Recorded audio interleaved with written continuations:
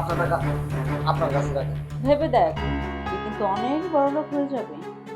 না না ম্যাডাম, আমি এসব কাজ করতে পারবো না। আমি সাহেবের সাথে বেইমানি করতে পারবো না।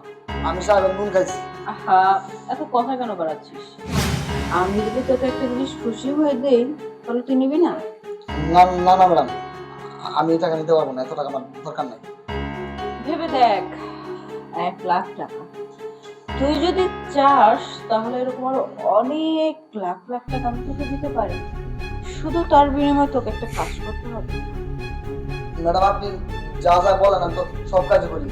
আর কোনো কাজ তো আমি বাকি রাখি না। সবকিছুই করিস, কিন্তু একটা কাজ করিস না। বলতো কি? কি কাজ ম্যাডাম? যেটা তোর সাহেব করে সেই কাজটা তোর তুই করিস না। তোর সাহেবের কাজটা এখন তুই করবি।